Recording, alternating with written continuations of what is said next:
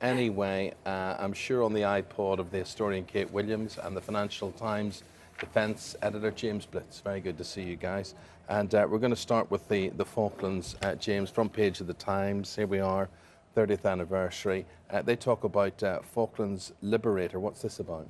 Yes, that's Admiral Sir John Woodward, Sandy Woodward, who led the task force that liberated the Falklands in beginning in April 1982, exactly 30 years ago.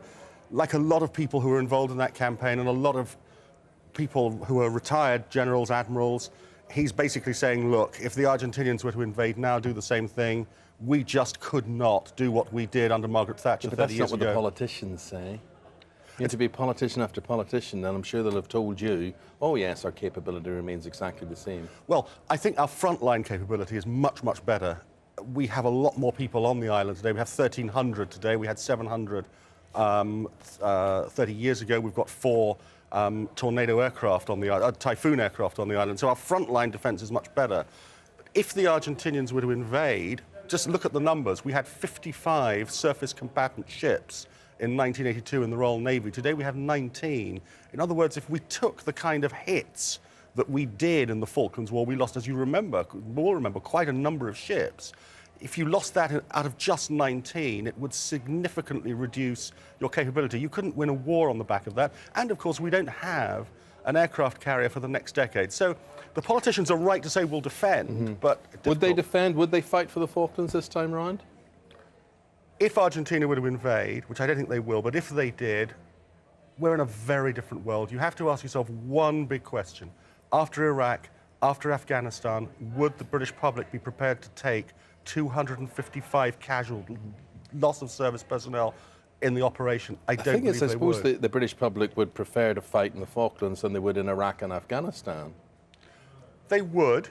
But not necessarily after those. Of course it's different. Of course it's different. It'll be a shorter operation, so you're right.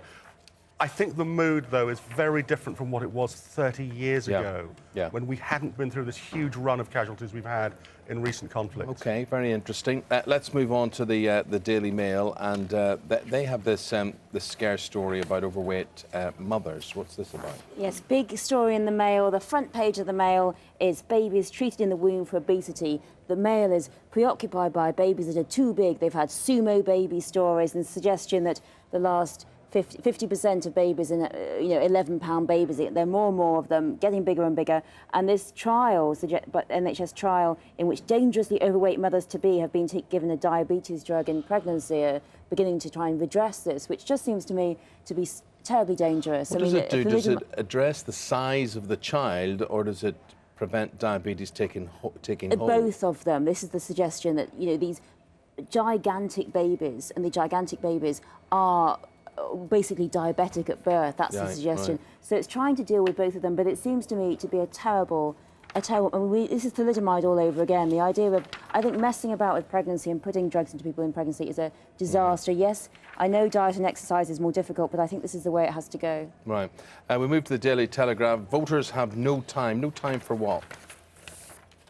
I think if you read this leader, it's almost saying no time for this government. I mean, I think if you're David Cameron, you're at the start of the parliamentary recess today, and you look at a leader like this in the Daily Telegraph, just look at this language about this government. It says it's out of touch, ill-judged budget, hat-trick of political bungles, cavalier approach, ineptitude. Now, from a left-wing newspaper, I'd say that would be expected, but what I think is worrying for the government at the moment, I don't think it's irreversible by any means, but what is worrying for them is that the conservative press is so critical of what it's seen over the last few weeks with the budget, the pasty tax and all the rest of it.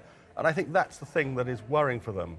The last word being ineptitude. I mean, ineptitude continues. But it occurs to me the problem is obviously that there's nothing we can do about this. I mean, there's not going to be an election for quite a long time. So it's almost like, is this a swell of opposition before there is finally, and things will all change just before another election?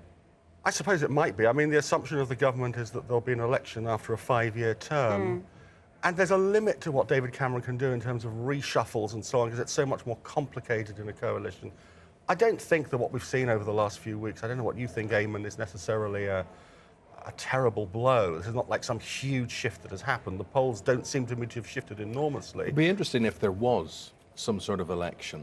Would the government as such, would the Conservatives suffer, would the Lib Dems suffer? Would Labour necessarily get in? You know, who would be the casualty? Would it necessarily be the Conservatives, since it is a coalition government? And the opposition's have been, I mean, opposition's been pretty weak. I mean, I think that's the other problem. We're getting the opposition from the right-wing press, not necessarily the left-wing press. I don't think there's any doubt if there was an election tomorrow, the loser would be the Lib Dems compared to where they were with Nick Clegg's very strong performance in the 2010 election. That is why I think this coalition will hold in the end, because the Lib Dems dare not go to the polls this quickly. Okay. Well, we will go to the break, and when we come back, we'll be asking, has Britain lost its marbles? Maybe not yet. And beauty in the eye of the beer holder we're talking about. Kate Williams, the historian, and the Financial Times defence editor James Blitz are with me this morning, going through the newspapers.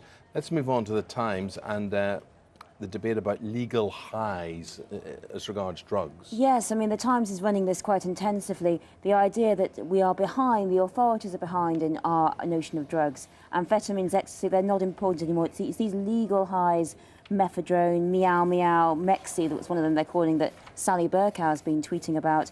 These are what's causing the problem.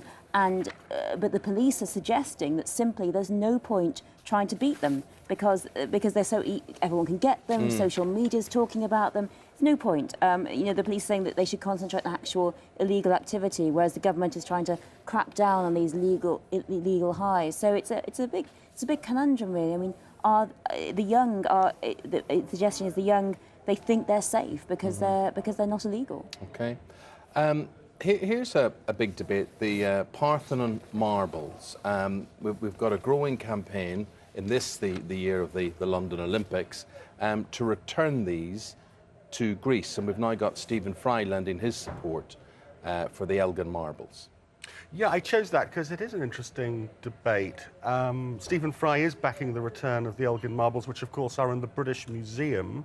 And it's interesting when somebody as high profile as that does that. Now, I think the argument for returning them is they are an absolutely essential part of the Parthenon. They are so heavily tied to that. They complement it in every way. The problem is, though, well, first of all, it's one of the key artifacts inside the British Museum. That's one thing. So you do enormous damage to the British Museum, I think. But the other is that, well, if you go down that road, you start returning the Elgin Marbles, what else do you then start returning at the end of the day? Falkland Islands? Well, actually, it's funny, on the same day as the Falkland Islands anniversary, in a way, it almost touches upon that. And museums all over the world. I mean, the Vatican's got material from all over, from Greece, from Egypt. I mean, once the British Museum starts, not just the British Museum that might have to hand back more stuff, but everyone. So it can be a whole, I mean... So, Kate, that would be a no from you if you were to vote. Panel now going to vote on returning the Elgin Marbles. Kate? I think we have to think... It's a simple yes or no, Kate. No, it's an easy question. It's an easy question. You know, I think we should eventually. I think you should, but maybe not just for a while yet. Not just yet. Okay, James? I'm exercising my veto. Tough times for Greece, but I think they've got to stay here. Yeah. Now we'll hear the voice of reason, who has lots of splinters on her bottom. Charlotte, what do you think? No, I think that they should go back. I know it's a shame, but, you know, at the end of the day, they don't really belong to us, so okay, we shouldn't have them. All right. What about you, Eamon? Well, I think they probably should go back. Yeah. It's 3-1 against me. Yeah, but then you see what would have happened if they hadn't have been found and reclaimed, I suppose, by British archaeologists and all that sort of thing. But as a classical Greek student, I do think that they should go back. Right, here we go. Beer goggles. Now, tell me about those. Yes, beer goggles solved. Mystery of beer goggles. This is research done at the University of Roehampton, which has explained to us why we often, as it says, Dave from accounts turns into Brad Pitt when we've had a few vodkas, just a few vodkas. Would you be guilty of this? Would you? Well, I don't have a job, so I don't know anyone Dave from accounts. So do you have beer goggles? I don't care about your job. Well, I had a couple of vodkas this morning before I started, so you know. You are so non-committal on things, aren't you? It's all Brad Pitt this morning. Okay. So yes, apparently, if we have three double, it's all about symmetry. You know, the fact that a more symmetrical face is more beautiful. Yes. When we get drunk, everything is symmetrical. So obviously that's why we fall into bars all the time. But also that's why after 3 double vodkas, these research students took 3 vodkas and looked at faces. So obviously not the most arduous research Surprised to they could engage see in. the faces I know, after 3 double vodkas. These are students, though. You know, my tolerance was higher when I was a student. It's great the research students do these days, isn't it? That wasn't ever like this in my day. 3 double vodkas, everyone is better looking. So let's hope that everyone's having 3 double vodkas this morning watching me. Are you aware if you have a symmetrical face or not? Your face looks pretty symmetrical to me. I think the truest beauties of in the world, and that's why plastic surgery makes faces more symmetrical. I mean, they're perfect on both sides. I have a good side and a bad side, and unfortunately the Sky viewers get my bad side, you know, which is my front side. Really, I need to be turning. Is everyone drinking vodka at home? Charlotte though has a symmetrical face, haven't you? Well, I think everybody's face is. No, that's not the quite case. symmetrical, and though, is it? And maybe I'm just looking at you through my beer goggles. Maybe that's exactly what it is. James, thank you very much indeed. Kate, thank you very much indeed. Very good. We're going to get very cold. Isabel will tell us